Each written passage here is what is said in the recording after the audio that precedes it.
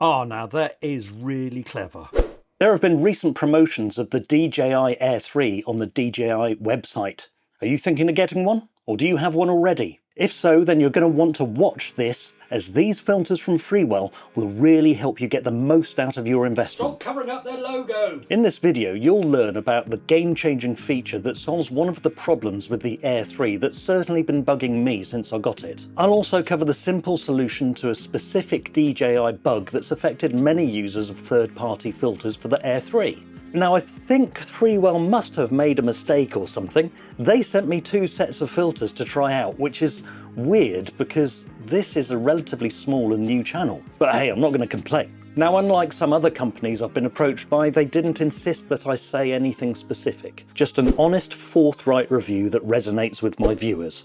I'd have actually liked to have some specific stuff to say because I'm a bit lazy and I had to do a bunch of research for myself. So this will be a completely impartial, objective video explaining these filters with a bunch of footage for your eyes to look at while I do it. But let's get this out of the way now. These are bloody brilliant, and I'm super excited and flattered to be working with Freewell on this. So thank you, Freewell. All that said, there are a couple of issues that I will address later on in this video. Now, I've explained how ND filters work and when to use them in some of my previous videos, but I'll do a quick recap here. For those of you that are fed up with hearing about sunglasses for your drone, you can skip to this point in the video where I talk about these specific filters. Right, they've gone. We can have a bit of fun with them at the end of this section. So the camera's aperture on drones such as the Mini 3 Pro, Mini 4 Pro and Air 3 is a fixed f1.7, which in photography and videography terms is great because it lets in a lot of light and is really good for capturing detail in relatively low light. However, to compensate for this, on brighter days the camera software will massively increase the shutter speed of the camera, giving quite an unnatural digital look to the footage, especially if there's a lot of movement in what you're shooting. Now, I know that some people prefer to have hyper-detailed, sharp looks to their footage, and there is a place for that.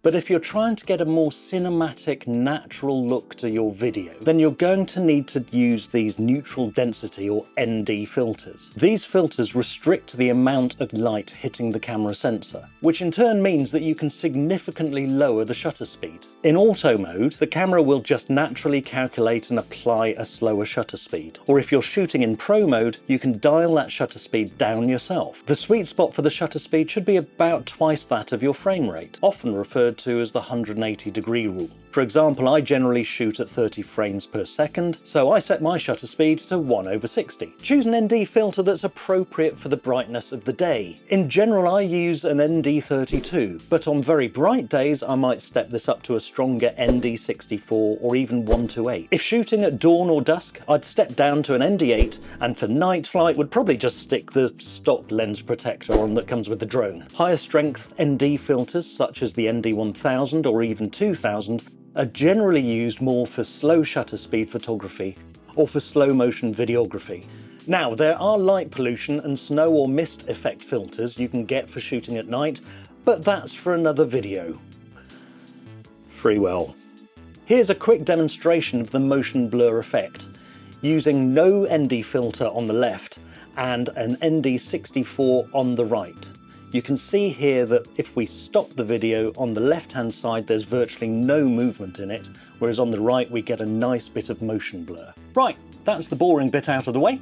Should we confuse the people that skipped that bit? Ready? 3, 2, 1. And that's how I became best mates with Sean Connery. Welcome back to those of you that skipped that last bit. Great to see you again. Thanks for coming back. So both of these sets of filters come with a case that has a really satisfying magnetic lid. Along with various stickers, instructions and links to instructional videos, you get a lens cleaning cloth. I'll come back to that in a bit, as I do have a bit of an issue with it. The first set of filters I have here is the Bright Day 4-pack, which consists of 4 polarized ND filters ranging from a strength of ND8 through to ND64. Just from holding these filters, it's immediately apparent how well manufactured they are. They ooze quality. The frames are made of a very lightweight but sturdy metal. It feels like it might be some sort of magnesium alloy. And Freewell have tested these extensively to ensure that they don't interfere or overload the gimbal. I think they call it gimbal safe technology or something. The filters themselves are made of a high-grade optical glass engineered in Germany in a process that eliminates any distortion or colour inconsistency. Yeah, I know I sound like a salesperson, but this is my first collaboration. I want to do it right. Freewell, making YouTubers say sunglasses for your drone since 2012. They don't make you say it, though. It just sounds good. Besides the ND part of the filter, allowing you to lower your shutter speed, the polarization also has a couple of nice effects as well. Now, I've rarely used polarized filters, so I was really keen to see what these ones actually did. Depending on how you have it set, they can reduce glare and reflections, so they're great for taking footage with water in the scene. Obviously, if you want to retain reflections, then you would lower the polarizing effect. To do this, I worked out that you just need to rotate the filter about 90 degrees away from the marker on the frame. I don't think it makes any difference whether you rotate it left or right, but in my experiments, I found that rotating the filter 180 degrees seemed to have the same effect as having the markers lined up. I subsequently found this card in the package, which when you scan the QR code, it takes you to a video of a nice young man explaining all of this. The additional effect of the polarization is to give a slightly more saturated look to the image, making skies more deeply blue and grass slightly greener. Now obviously you can't change the setting of the polarization while the drone's up in the air, but after a bit of research I worked out that the best way to do this is to hold it up to my eye and twist the filter facing the direction that I was planning on flying in for most of the shoot. To attach the filter, with the drone completely powered off, simply remove the stock lens by twisting it to the left and then line up the lugs on the Freewell filter and twist it to the right until it fits snugly in place. And when I say snugly, they really are. I have absolutely no concerns about these moving or falling off during flight.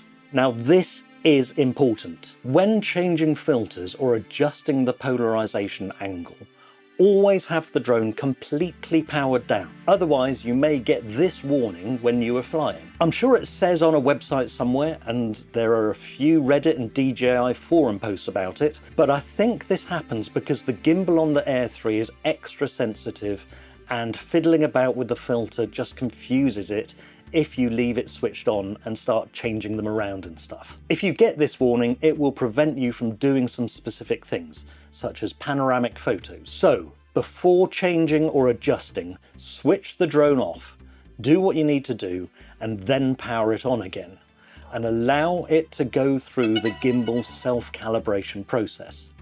I did this on my latest set of flights and had no problems, except for when I forgot to do it, but I guess that kind of helps prove my hypothesis. One thing to note with polarizing filters is that they generally work best when the drone is 90 degrees to the sun, so the sun is at its side. The closer you get to facing the sun or having the sun at the drone's rear, the less effect there is with the saturation. So do consider that when planning your flight. The reason for this is because of science. Also bear in mind that whilst being great for filtering out unwanted glare, polarizing filters will make clouds look slightly darker.